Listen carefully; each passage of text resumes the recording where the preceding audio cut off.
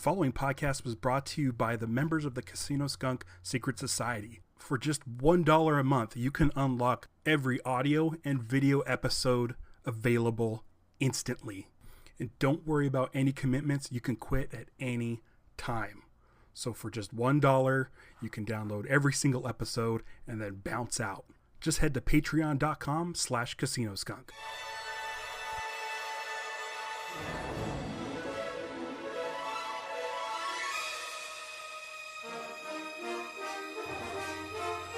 Welcome to the Casino Skunk Secret Society, episode number 60. This is the first episode where I'll be covering The Mandalorian. This is Ralph. How's it going, guys? Thanks for the support on Patreon, and I can't wait to discuss The Mandalorian over the course of the next, I believe, 8 weeks. If it's 10, I'm going to have to find a couple of guests to round out those shows. Speaking of guests, today I am joined by Steve Zaragoza of the Valleyfolk. You can also hear him on Dynamic Banter, and it feels like the first time. A couple of podcasts that I follow religiously, and you should too. So without further ado, Steve. Yeah, let's fucking get into this. Let's just start talking. Let's get into it. Dude, let's do okay, it. So this is the first live-action Star Wars series ever. Yeah, it's a big deal. Like, a long time ago, George Lucas tried to get, like, a couple of them off the ground, and it never worked. So it's finally here, and, I mean, it's... Do you know what those were? Do we know anything about what potential Star Wars series were going to be like before we got Mandalorian? Yeah, I think one was supposed to be, like, a bounty hunter show that centered That's around what I thought, too. A female bounty hunter, I believe. But, this show doesn't have any females in it, so... No, it doesn't. It's there's funny one. Well, not yet. There isn't one yet. Yeah. The armorer. The armorer is female. Oh, that's right. That blacksmith. But they probably woman could that was like. She hammered his shoulder plate. Yeah. But they probably could have just did that with ADR. They're like, oh shit. Well, there's not a single female in here. Yeah, I was just like, how do I recommend this show to my female friends that aren't Star Wars nerds? Like, there's not much to say yet. Yeah. There's not much. I was like, there's a cute thing at the end. If you like cute things. Oh shit! God damn it! I can't wait to talk about that because that fucked me up. I know, me too. Okay, so me too.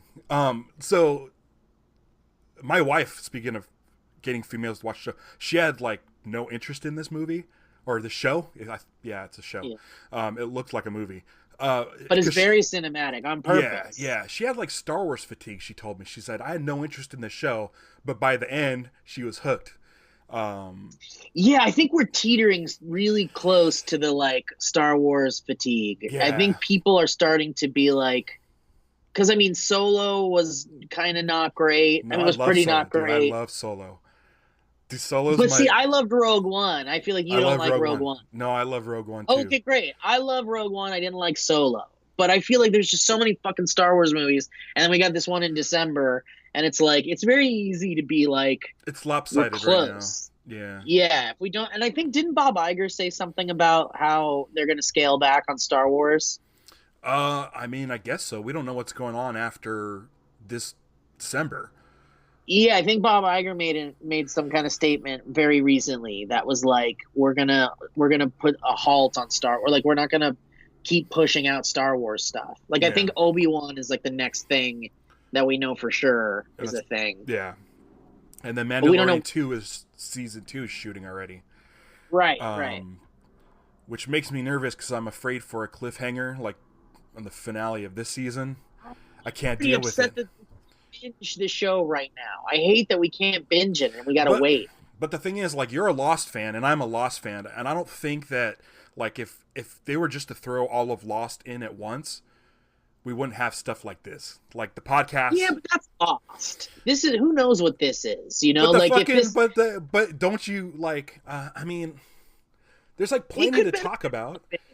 You know, it could. I feel like most people who saw it were like, I was ready for another one. Like, I want another one now.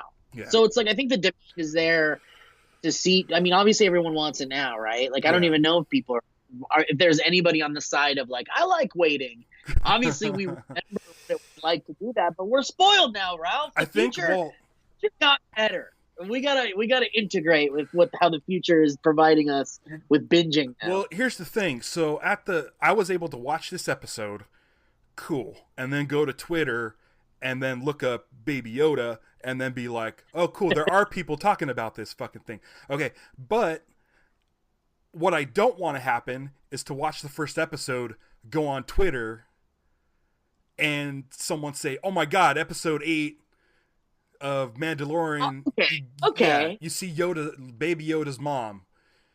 Okay. Yeah, and obviously this Yoda thing is like very, very much a big deal that people don't. I wouldn't want that spoiled if someone watched the whole thing already, and I don't have time to watch. Okay, so I was at work last night, and I have a friend who I work with who's way into Star Wars, and we start talking about this shit. We're fucking talking about Baby Yoda and stuff, and then two guys come up and say, "Oh, we haven't watched it yet."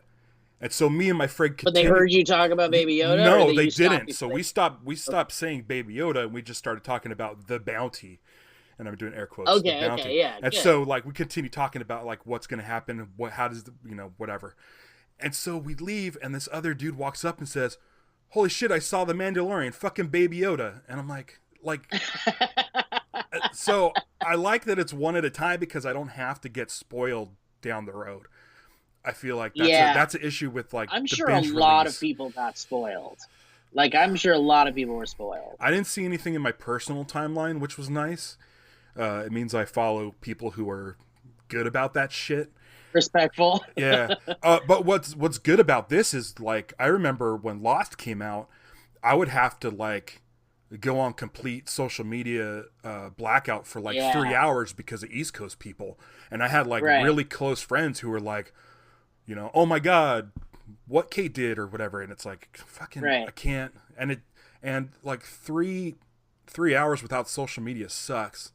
And I don't think I can, if I can't catch up on however many episodes Mandalorian is in, one sitting, then I'm screwed. Yeah, and people have lives. So not everyone has time to binge a show. Yeah, let's I guess you're right. It is it's a show that's going to have a lot of twists and turns, probably. Yeah. So it's probably best that it just kind of like rolls out like Game of Thrones, I guess. Yeah, and but fucking Baby Yoda, it really fucked me up. I'm so glad I didn't know about this ahead of time. And it's well, you know what's interesting though? I've been wanting to talk to somebody about this because not to like just bombard the Baby Yoda topic, but it's really the Baby Yoda in the room, right? We have to talk about this. It's like everything else is Star Wars, right? Like we got a cool Mandalorian, Boba Fett looking guy. There's too much Star Wars for. Yeah, but that's the thing. It's like they had to throw in the fucking in Solo when Darth Maul shows up, and you're like, what the fuck? Yeah. They had to have their what the fuck moment, but it's funny because I remember so fucking long ago. I can't quite remember, but way before we had any set photos from Mandalorian or like reveals of what the Mandalorian looks like and shit, somebody was saying that my brother's cousin's security guard uncle was on the set, and apparently the show is going to be about he's like a regular bounty hunter, and then he finds a baby and then has to like take care of a baby for the whole series. It's like him watching a baby.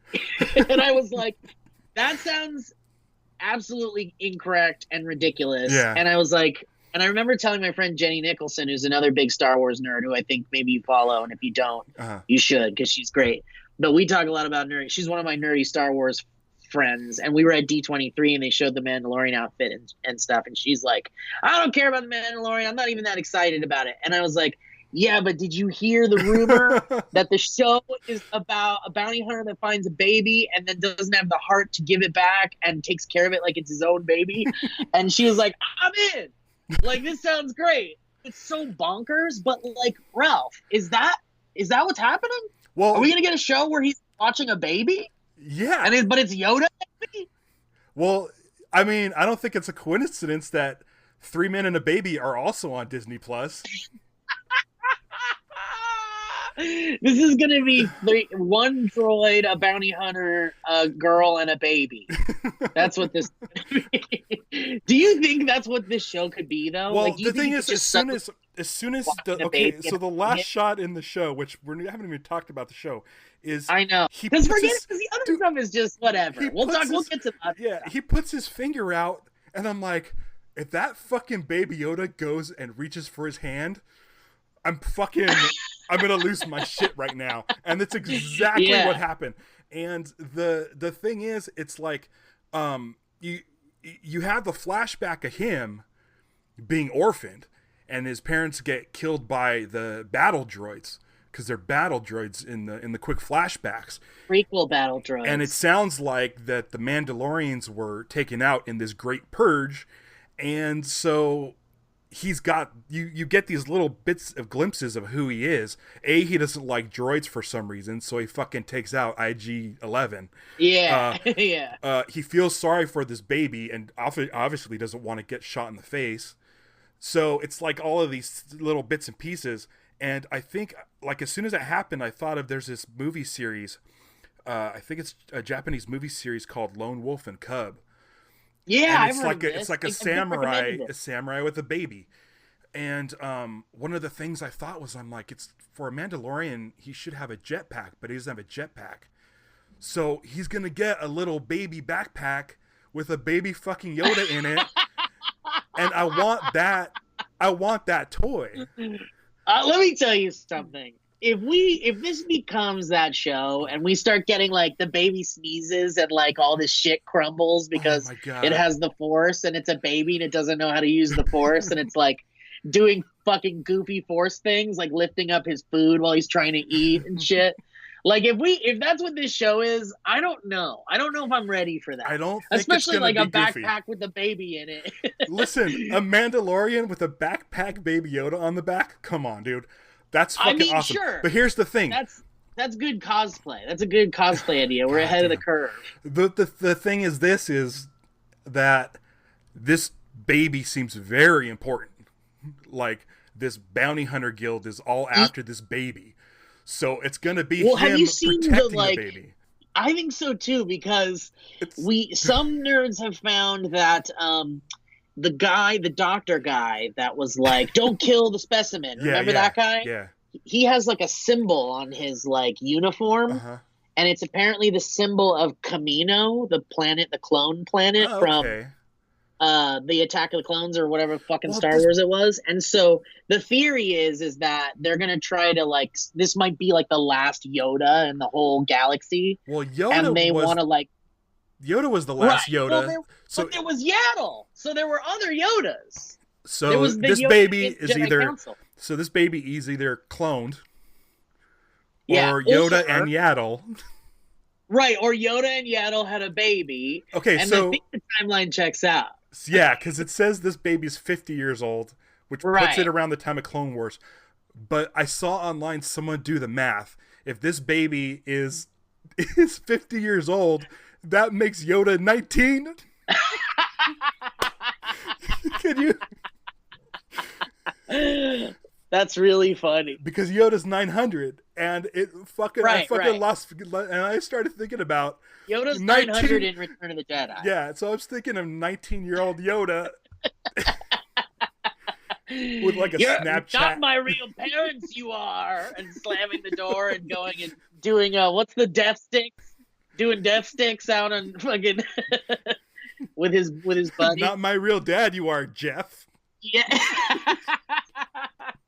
Yeah, I mean, I think the rumor is that the Kamino cloning facility is still operating in secrecy, which means that this Empire guy and the scientist are part of a thing to clone Yodas and get their force powers that they're born with, apparently. So could this This is the room. So since we're talking about this show being bunched up with Rise of Skywalker, does that mean that this could set up the Emperor's return? Could that cloning facility even exist? Yeah. That's really smart if that's what happens, because it will make people who have already been watching The Mandalorian think it's even cooler that the Emperor is a clone. So So with the Mandalorian, after this launch, every episode, comes out on Fridays, including in like 2 days. Right. With the exception of the weekend of Rise of Skywalker, comes out on a Wednesday. That's true. So maybe they're trying to get it out before Rise of Skywalker. Yeah. We could be completely wrong, but we could be wrong, but it's fun to think about a show where we have this fucking bounty hunter watching a kid, just like Lone Wolf and Cub or whatever. Yeah, it's nice just speculating about Star Wars again. Yeah, like in a fun way that doesn't seem like the end of the world. The fact that they're able to keep Baby Yoda secret, like, makes me excited. It makes me excited. That's a huge reveal that they kept secret. Yeah, like you can watch. Like the trailers for this show didn't really show much. No, but which makes me think that maybe the baby storyline, him protecting the baby storyline, is the main focus of this season, at least. Because there probably would be a lot that would allude to that if they showed more than what they did, maybe. They did a photo shoot or released some photos, either like in Entertainment Weekly or something, like maybe a week or two ago. And they showed the Mandalorian and Gina Carano's character like sitting on a porch of like a log cabin. So maybe he's like taking the baby to her. Oh, maybe he's going to find someone to watch the baby. Oh my God. What if there's a scene where he's... This is going to be like Willow, dude. This is just Willow. Oh, shit. Oh, fuck. There's also going to be a Willow series on Disney Plus, huh? What if it's connected to the Willow series? But what if there's a scene with the Mandalorian trying to change a diaper and he gets like the baby powder all over his helmet? Right, and the baby powder is like the Yoda is using the Force, and the powder's like going into the Mandalorian's face and stuff, and like picks up the baby and the baby pees on his face. Yeah. Oh, Jesus. I mean, I just don't know if I'm ready for that. If that's what this show is, they're gonna make a big mistake, I think. Will there be? I don't know if people are gonna be on board for that. Okay, let's. This is for people to look for in the future, and let's see if this happens. You can answer these questions. Will Baby Yoda fart? Will Baby Yoda what? Cut the cheese. Oh, man. I've got a couple more, so you can say no. You should do a Twitter poll, because I really would enjoy that. Okay. Will Baby Yoda fart? Okay. I'm going to say no. Okay. What about like a spit bubble? Or drool, yeah. Drool? Maybe a drool. Drool. Snot?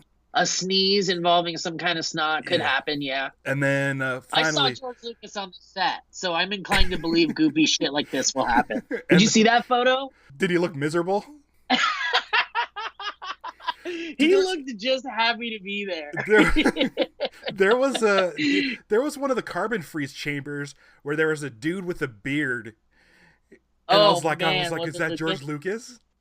I mean, there's a photo that just came out, like I want to say either today or yesterday, and it's Jon Favreau and someone else and George Lucas, and they're sitting in like director's chairs in Video Village, and they're like watching a scene or whatever. So it seems like Jon Favreau was just like, hey, there's no rule against me not having Lucas here to like throw some ideas around.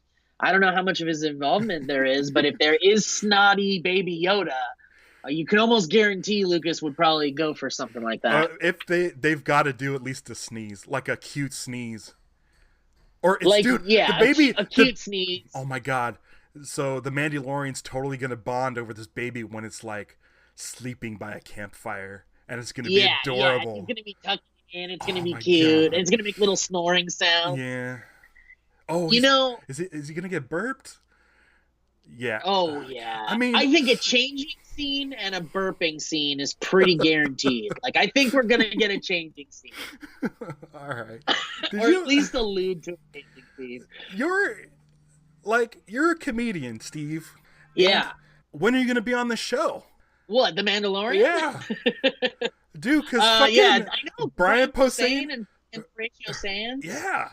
And then, what's his nuts? Bill Burr is going to be on an episode. I know, I'm not as cool as those guys. It's a dream, though. It would be a dream. I haven't done anything like Mr. Show or SNL. I'm not on any of those guys' radars. Yeah. But I would love it, dude. I have a chance to be on the show. No shit, really? Yeah, because I'm bald with a big beard. Yeah, Because everybody in the first half of the show has big beard and they're bald. So I might just go sneak onto set. I can get myself dirtied up. You should, let's you should do it, man. I think if there's a chance to be in a Star Wars TV show, or God forbid, a movie. Yeah, but this TV show looks more fun. It looks like they're having more fun. Like I heard less restrictions. I heard they're shooting in Long Beach. Is that true? I don't know that. I don't know why. I don't know why, but I heard that. Imagine seeing just a set photos of Long Beach with the Mandalorian in the full outfit on with the the beach. spruce goose. Yeah. Dude, I gotta. Yeah. Let's find out where it is and let's go sneak on. Okay. Because they gotta have like a practical Baby Yoda as for like lighting references. Something. At least now, right? Yeah. Like, do you think? Man, now I'm thinking of like the merchandising. Fuck. Dude, like a little cute Baby Yoda doll. Are you fucking kidding me? For Christmas? Funko's been sitting on a pop for like a month. Yeah, for sure. Yeah. If they were even given it. I feel like if Funko had it, something would have leaked. If not, it's being designed right as we speak, and they're just going to throw up that design like by the next episode. Okay, can I throw out some costume ideas? You do the Hangover, but with a Mandalorian helmet, and in the baby thing is a Baby Yoda. And that's a good costume for Halloween or a Comic-Con cosplay. That's a good one. And what about what's another good thing you could do with the baby? You could do like you could do Baby Yoda in the backpack. That's not as cool though. That's pretty well, you could do the 3 Men and a Baby thing where you have the Mandalorian and IG Unit and then Gina Carano, but with the stroller where it has the extensions so they all can push it at the same time. Right. I love that. Yeah, that's good. I like that a lot. Sorry, I keep bringing up 3 Men and a Baby. No, it's connected. It's in game, I think. Dude, literally the first thing I did was I went to go look at that scene with the ghost boy. Dude, I'm terrified. I have PTSD. I can't even go. It's just a cardboard cutout, right? You can still see it in your mind, right? Like, remember, like, what that looked like? Oh, yeah, I remember. Oh, yeah, it was terrifying. Yeah. It was nightmare-inducing shit. In HD, it's a little more obvious. That's a cardboard cutout. But why is it a cardboard cutout? Do we know? It's a cardboard cutout of Ted Danson wearing, like, a tuxedo with a top hat from one of his, like, Broadway shows that is in the movie. He's an actor. It's Ted Danson? It's a Ted Danson cardboard standee. I thought it was a kid. No, I'll send you that standee if you want. You can stick it behind the curtains. We'll put it in the office over here somewhere. But I swear to God, when I was a kid, it looked like a little boy staring right down the barrel of a camera. Same. It was, to me, it was an urban legend that it was a ghost caught on camera, and I believed it. Yeah, and we watched the show all the time. Like it was on cable all the time, and like my family loved that movie. And I would literally just nonchalantly get up and go get a drink because I knew it was coming. As soon as Olympia Dukakis showed up, I'm out. I just can't, because the camera pans through the house one way, and you don't see it. And when it pans back, it's there, and you're like, "It's not okay." No, it's not okay. It's not fair. It's a cursed scene, and my heart rate accelerates when that scene's about to happen. Also, I can't be there. Yeah, it's not as scary as the Teen Wolf apparent Teen Wolf nudity. Oh, the guy with the wiener. Yeah. Yeah, I guess a lot of guys have wieners, but specifically that guy. So there's 3 references to the holiday special in this thing that I counted. Yeah, and I'm here for it. Like the Life Day reference, I was like, dude, they're fucking going all out. And then the Mandalorian's rifle is based on the gun from the cartoon holiday special. Are you hearing? Right, that Boba Fett has. Hold on. If you're hearing machine gun fire, that's construction. Oh my god! I was like, is it machine gun fire? If it is. Yeah. So the weapon is the same thing as Boba Fett in the cartoon from the holiday special. The cartoon, yeah. What's the third thing? The third one, and I meant to look this up, but I didn't.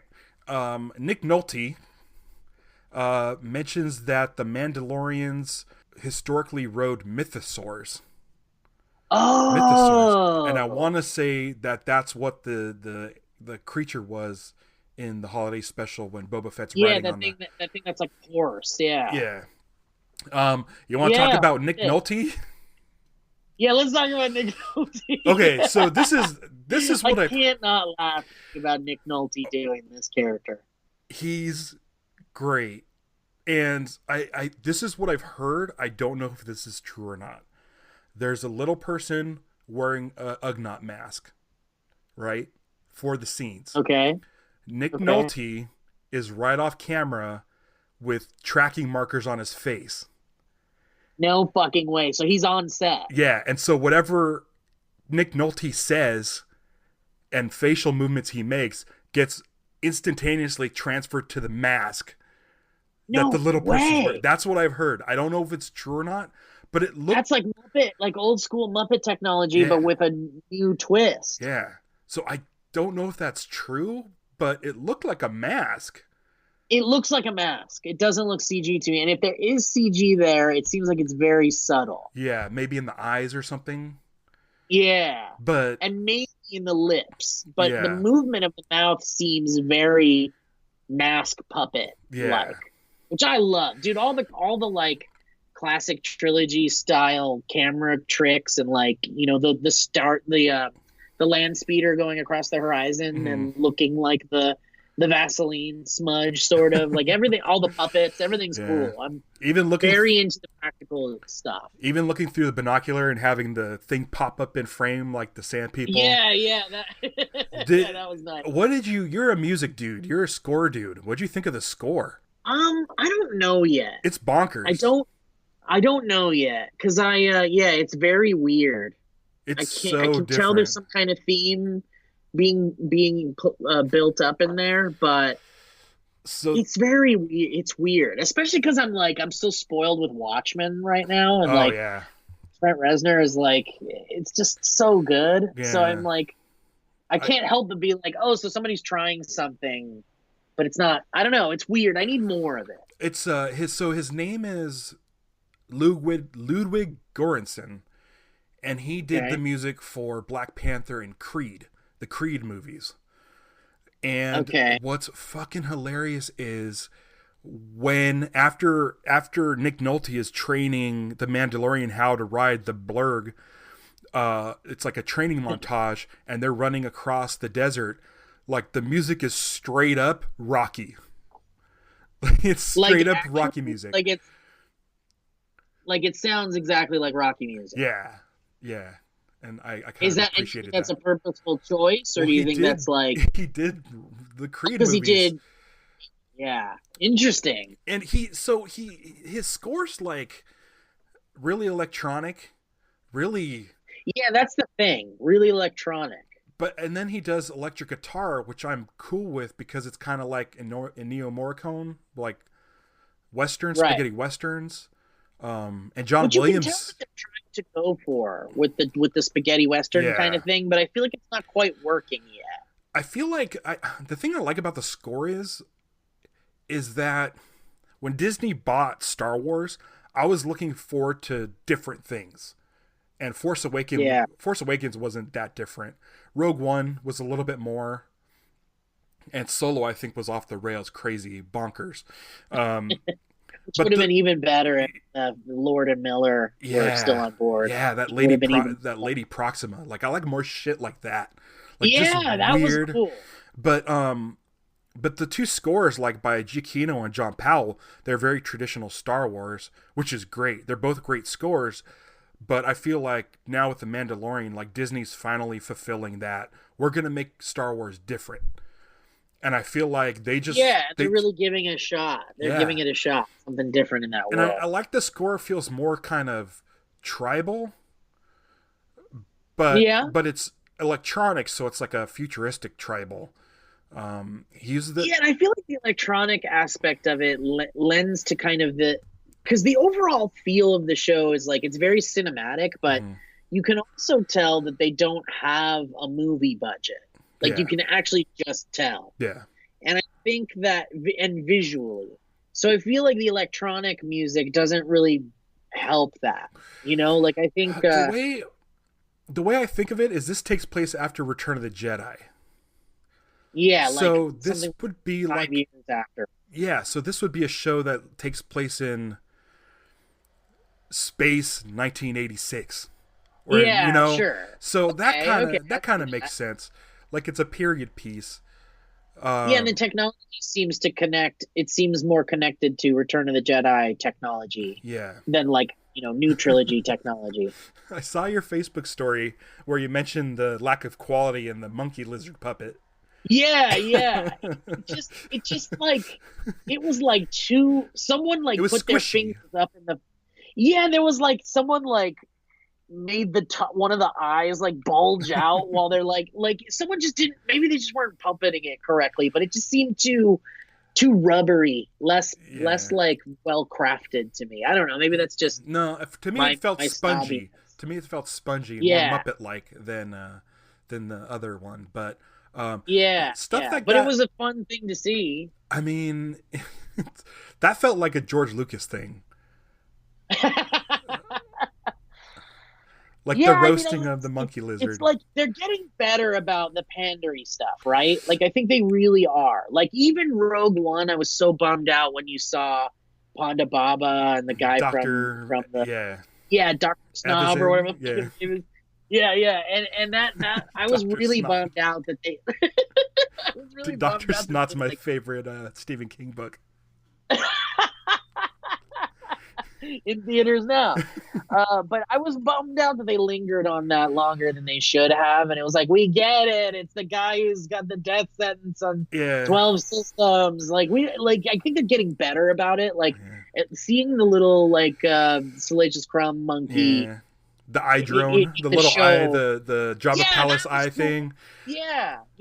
I think I feel like the fan service is more practical. It makes sense. My favorite part was I don't know if you know his name, but his name is Garindin, and he's the dude with the trunk, the bitch. But he had a fucking flute. I loved the flute. Like it was like Willy Wonka. Yeah, you need to get a flute. Yeah. I loved that they he was like he could call over land speeders. That was a cool moment. Yeah, and he definitely does not want one with a droid, and he doesn't. And it's not Tatooine, right? It's not Tatooine that they were on there. It's just there's Jawas and stuff. Yeah. So I mean, there's Jawas everywhere, and if you do the subtitles. If you do the subtitles, it says like speaking Jawa'ese. And I'm like, I didn't know that's what it was called. So I'm like, okay, cool. About Hutties, but I didn't know about Jawa'ese. So the Mandalorian doesn't like droids, obviously because his family was killed by battle droids. So he passes on that one land speeder and then gets the Brian Posehn one. But we need to talk about IG-11. Yeah, we do. What a show stealer. Taika Waititi playing it subtle. Yeah, not doing the cartoony voice or anything. But still incredibly comedic. The bit with the self-destruct was so great. Fucking hilarious. And it kept opening and closing kind of a little bit off to the side. He wanted to die. He wanted it so bad. And it was and he moved like a stop motion I love the way toy soldier.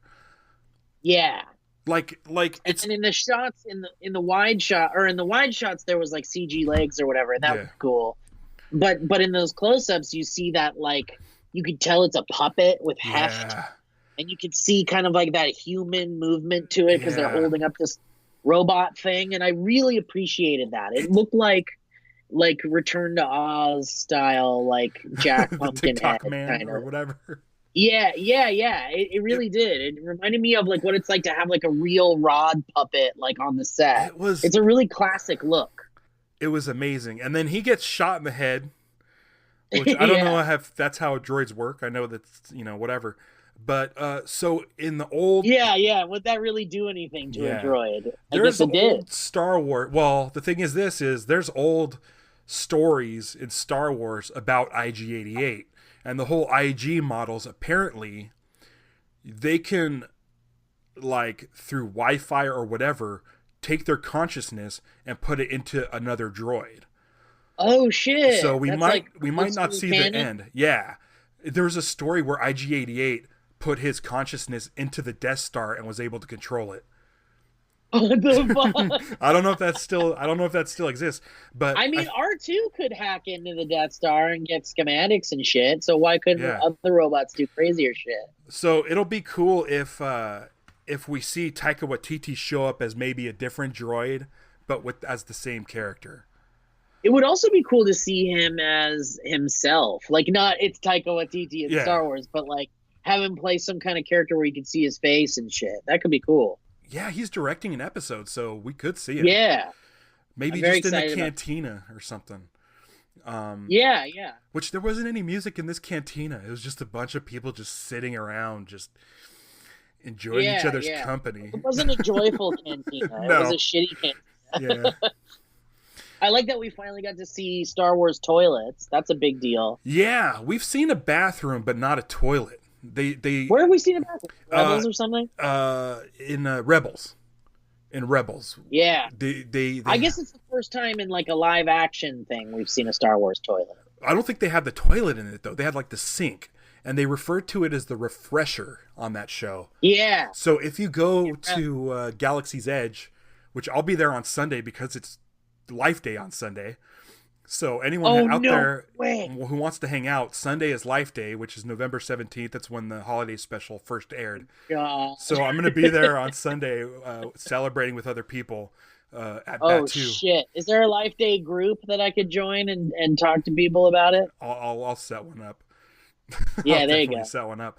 But if you ask one of the cast members for the refresher, they'll tell you where the restroom is. Wow. So okay, all right, but it is. But I mean, like even in the Mandalorian, we see it though. Yeah, it's like a urine. It's like a toilet. Yeah, it's like a toilet, and he calls it the vac tube, VACC tube. So it means it's like you gotta like squat your butt in there, and it'll suck it out. I'm assuming. Yeah, but and then shoot it out into space, maybe. Yeah. Yeah. I mean. There's just turds. Is it canon that there's just turds all over the universe? Yes. Just in space because people just fire their turds out? Yeah, I think their ship. I think in episode 8, Rian Johnson put one floating by the opening crawl. But that's a reference to Brick. Yeah. Wow! Imagine seeing the battle scenes from Star Wars, but with turds like in space hitting windshields and stuff. I love it. I think we've exhausted our talk of the Mandalorian. What do you think? Is there anything else to bring up? Too. I mean, we didn't really get into the show, but I like that we didn't have any sort of format. The only thing I can say is Werner Herzog saying that he said you were the best in the parsec sounded super stupid. But it's Werner Herzog. Yeah, but I love it. It's like saying, you're the best person in the space city. Like it sounded stupid. Like just because parsecs exist in Star Wars, you don't have to just say that. Like he said, That's true. That's true. He said you were the best in the parsec. It was interesting to see other currency too. Like we rarely see currency in Star Wars, and we got to see some other weird currency types. Yeah, and I like that he was trading the currency for the sort of the keys. The metal. It was the keys for the carbon chambers. So they look like he called them fobs, and they look like the little square things with the wire sticking out of it. And I think you stick those into the carbonite freeze, and then they come out. Oh, so it's like the keys to the carbonite. Yeah. The other thing I was going to mention was the that metal that seems to have been taken from the Mandalorians. Yeah, during the purge, they said. Yeah, that the Empire used as something. They were using as currency, perhaps, or something. I guess so. Is it like I'm assuming it's like a parallel to like Nazi gold, right? Exactly. Yeah. Like they probably mined it from the Mandalorians and then used it as some kind of precious stone. Yeah. And then they stamped the fucking Empire logo on it. Yeah. But it seems like the Mandalorian is like collecting that.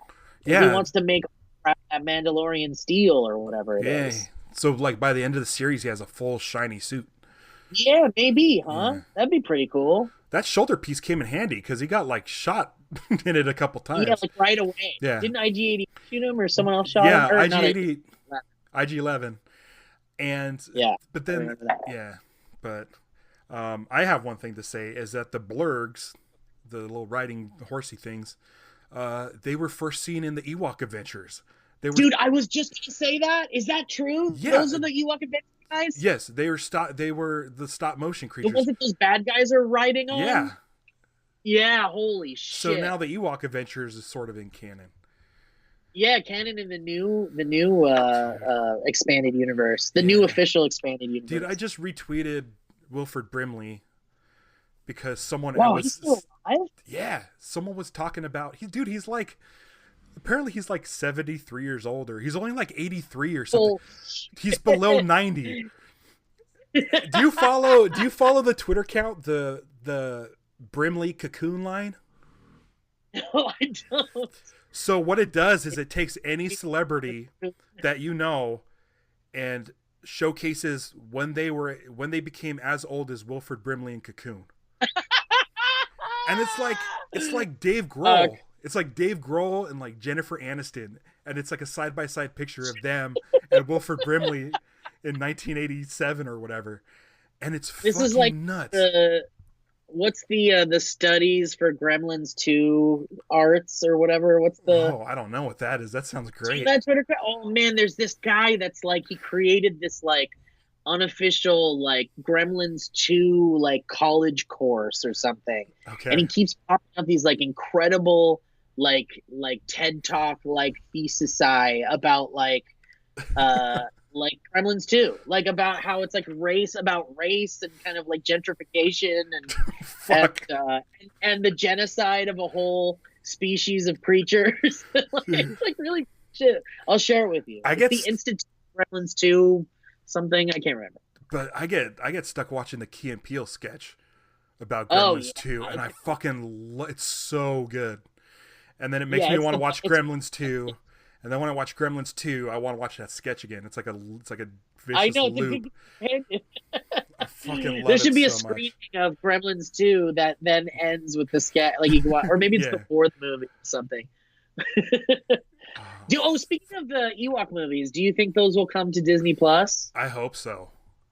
I don't see why they couldn't. Yeah, who owns those? I don't know if Disney even owns those. Well, Fox owns them, and Disney owns Fox. Oh, that's true. But that's true. I mean, I have in my brain a story for part 3 where Sindel comes back, and she finds that the Ewoks have been enslaved by the Empire, and she finds Wicket, who's old, and it's her and him trying to go free the Ewoks. Oh fuck, that's so good. And Warwick, but like Wicket, like old with like white, gray in his hair, and he's moving a little slower, but he's still got that pep. Yeah. Wow, I would love to watch that. I'm behind that. I'll fund your Kickstarter. I already cast Malin Ackerman as Sindel, and that's great casting. And Wilford Brimley comes back because he's still alive. Yeah, he has. But I retweeted him. I retweeted him today because he was talking about the Ewok adventure. Because someone was complaining that they weren't on Disney Plus, and he retweeted and said someone loves their Ewoks. He's not even trying to join in on why it should be on Disney Plus. No. He's just like, someone loves their Ewoks. Dude, that's so funny. I mean, what if he loves those movies? Well, I guess there's only in one. No, by now. Yeah, but he could, dude. And the first one has fucking Burl Ives doing the narration. I know. It reminds. I usually watch it during Christmas, like a double feature totally with Rudolph. Yeah, yeah. I want to take the snowman and put in the voice from the Ewok adventure. have the snowman talking about Ewok shit. Christmas. That's great. I don't know why someone hasn't done that. They probably have. Like I mean, I didn't look it up. It's so fucking niche for 14 people on the planet. Yeah. But good people. 14 good people. And Wilford Brimley. Yeah, exactly. He needs it. He needs to have some more recognition.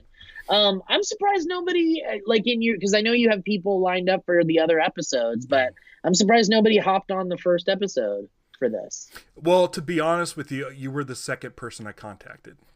Oh, hell yeah. So, okay, I'm surprised the first person didn't say I'd do the first episode. Well, the first person's doing episode 2. because all the episodes are coming out on Fridays, and I'm recording them on Mondays because I have Mondays off, and so I can pick like any time of day. So this one was kind of an oddball one because it's a Wednesday and I like have a weird schedule. But I'm looking forward to that. Yeah, you were the second one because I'm like, Steve's a busy dude. Steve has a lot of stuff going on. I'll give him a wider target to hit. I'm glad you did that. Yeah, I'm glad it was the first episode because that Yoda is just like, where is that going? Like what? Like Lucas said, he was never going to talk about the Yoda species. It was supposed to remain a mystery. All that's out the window now. Unless they do still keep it a mystery. I mean, it means Yoda has a dick. Yeah, for sure. Or he doesn't. Oh, maybe it's backwards. Some kind of squid. Maybe Yaddle has one. Dude. Yeah. One of my favorite things on the internet is there's a photo on the internet, and I love going and grabbing it and just sending it to friends randomly. It's a picture of a bed, like a mattress, and wedged between the mattress and the box spring is a green fleshlight.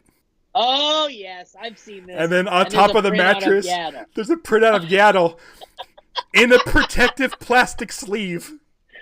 Oh no!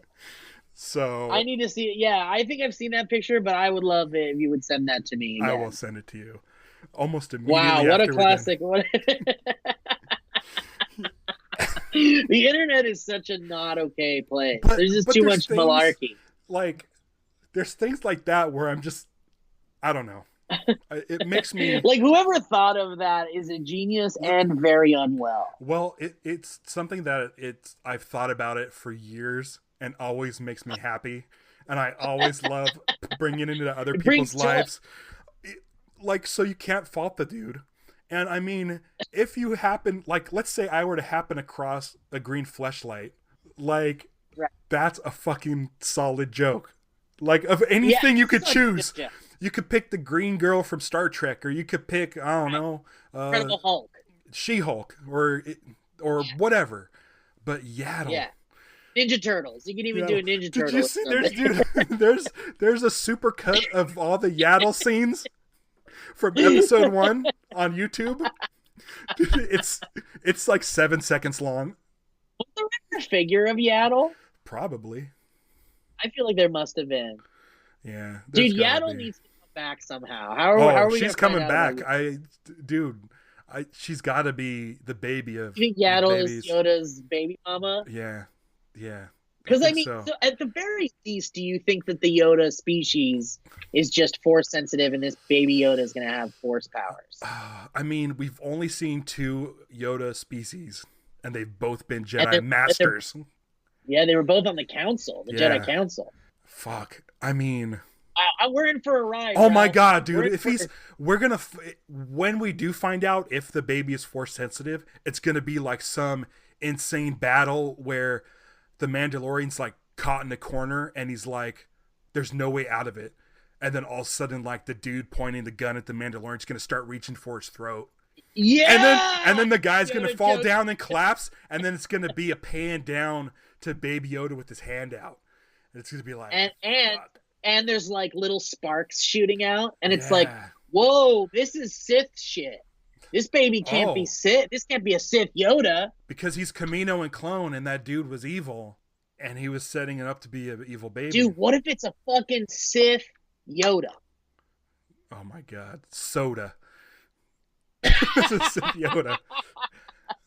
Dude, this is kind of tangential, but I have to say, the other day I was driving, and I saw a license plate, like, cover that said, Jedi in the streets, Sith in the sheets.